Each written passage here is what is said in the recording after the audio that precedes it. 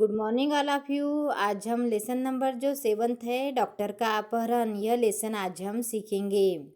लेखक ने इस लेसन में वैज्ञानिक कथा बताई है।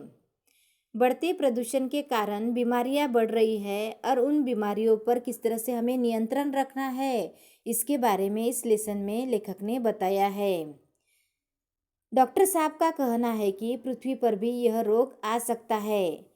जारी रहा और ज़्यादा मात्रा में हुआ तो पृथ्वी पर भी ऐसे ही दिन आने में देर नहीं लगेंगी। यानी पृथ्वी पर भी इस तरह से प्रदूषण बढ़ता गया तो पृथ्वी पर भी यह जो रोग है वह आ सकता है। तो जो पृथ्वी के लोग हैं उन्हें भी प्रदूषण पर नियंत्रण रखना है, ऐसे डॉक्टर साहब बताते हैं।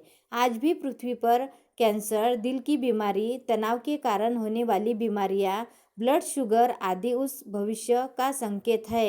यानी पृथ्वी पर इनके अलावा बहुत सारी बीमारियां हैं। इस ग्रह के लोग इन सभी मुसीबतों से गुजर चुके हैं। यानी इस ग्रह पर जो बीमारियां हैं, इस बीमारियों से यह लोग बहुत ही गुजर चुके हैं, लेकिन इन पर ध्यान नहीं दिए। यानी इन बीमारियों पर उन्होंने ध्यान नहीं दिया। अब स्थिति यह है कि अगर तुरंत कोई उपाय न किया गया तो शायद यहाँ से इंसानों का नामो निशान मिट जाएगा। यानी तुरंत इस बीमारियों पर इलाज नहीं निकाला, दवाइयाँ नहीं निकाली तो इस ग्रह से जो इंसान है उनका नामो निशान मिट सकता है।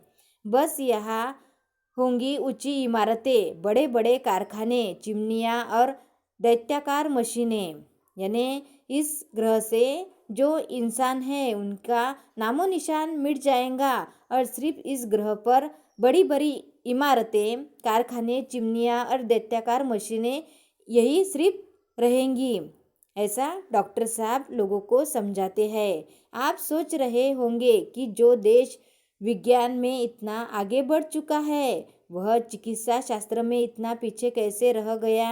यानी लोग सोच रहे होंगे कि जिस देश ने विज्ञान में इतनी प्रगति की परंतु चिकित्सा शास्त्र में वह इतने पीछे क्यों है, इसका कारण क्या है। इसका कारण क्या है कि यहाँ के निवासियों का शरीर बहुत मजबूत होता है। यानी डॉक्टर साहब बताते हैं कि इसका कारण यही है कि यहाँ पे जो ग्रह पर जो लोग रहते हैं उनका शरीर बहुत ही मजबूत है। उसकी ऊपरी चमड़ी मोटे प्लास्टिक जैसे पदार्थ की बनी होती है। यानी उनकी जो चमड़ी है वह प्लास्टिक के पदार्थ से बनी रहती है।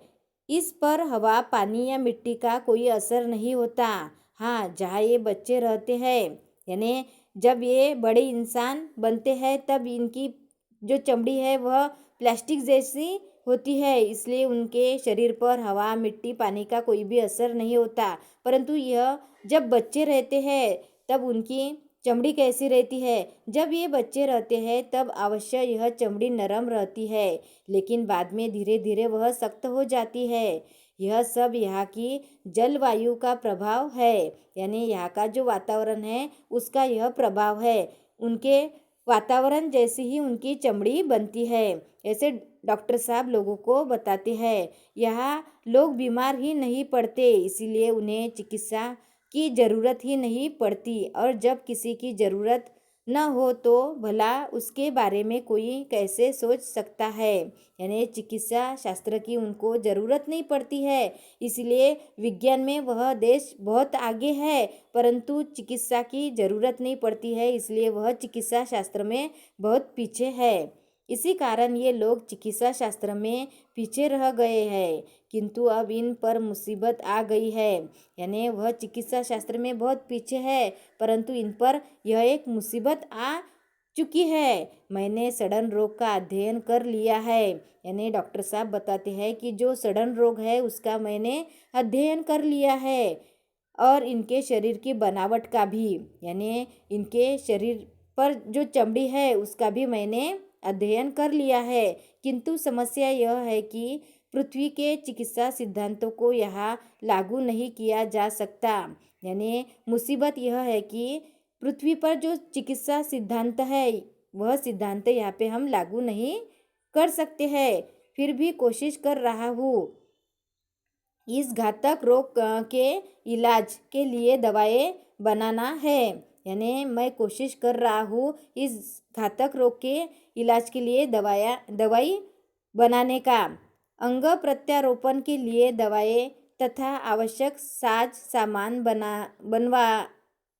बनवाना है। यानी जो सामान है वह बनवाना है।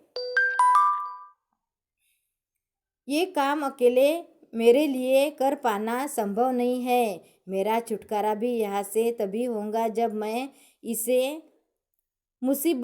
इस मुसीबत से बचने का रास्ता बता सकूं। इसलिए अब ये लोग योजना बना रहे हैं कि मेरी सहायता के लिए पृथ्वी से कुछ और वैज्ञानिकों और डॉक्टरों को लाया जाए। यानी यह जो काम है यह मेरे अकेले का नहीं है। इसलिए यह लोग योजना बना रहे हैं कि मेरी सहायता के लिए पृथ्वी से और कुछ वैज्ञानिक और कुछ डॉक्टर को लाया जाए। मैं उनकी बात से सहमत नहीं हूँ। मैं तो चाहता हूँ कि ये लोग स्वयं ही सारी बातें सीख ले और अपना इलाज अपने आप करें। यानी डॉक्टर साहब उन लोगों को बताते हैं कि आप यह जो बीमारी है यह बीमारी का जो इलाज है स्वयं निकाले, दूसरों की मदद नहीं ले। ऐसे डॉक्टर साहब उन्हें बताते हैं।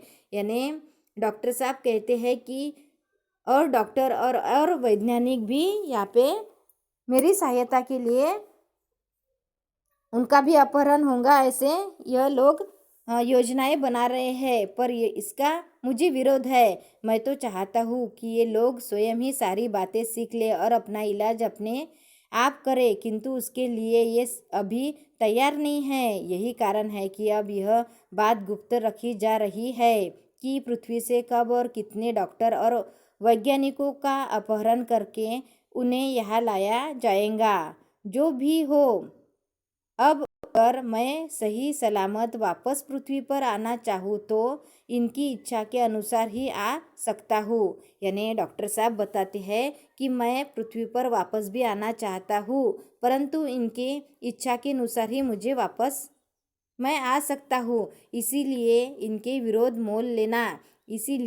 विरोध मोल लेना डॉक्टर साहब कहते हैं कि ठीक नहीं है। फिलहाल यह कहना कठिन है कि मैं कब आ सकूँगा। यानी फिलहाल यह कहना कठिन है कि मैं कब और कैसे आ सकूँगा। आप लोग घबराए नहीं, मुझे यहाँ कोई कष्ट नहीं है।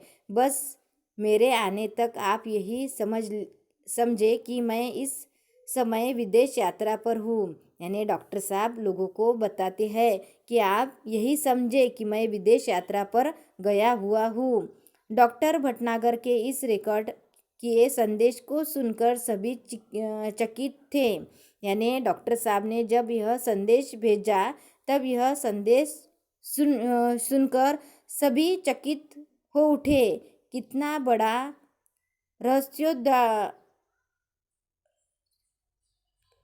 रहस्योद्घाटन भी हुआ था, आज के लिए और भविष्य के लिए भी। यानी कितना बड़ा रहस्य था डॉक्टर साहब के अपहरण के पीछे कि डॉक्टर साहब दूसरे ग्रह पर सड़न रोग की बीमारी का इलाज के लिए दवाएं बना रहे हैं। यह कितना बड़ा रहस्य था। तो डॉक्टर साहब के अपहरण के पीछे यही रहस्य था कि दूसरे ग्रह के जो लोग हैं वह डॉक्टर साहब को उस बीमारी के इलाज के लिए लेके गए थे। अपहरण उसके लिए ही उन्होंने किया था। तो इसीलिए आज हमारा जो लेसन नंबर 7 है डॉक्टर का अपहरण, यह लेसन आज हमारा यहाँ पे ख़त्म हुआ है। अगला लेसन हम अगले पीरियड पर लेंगे। Thank you.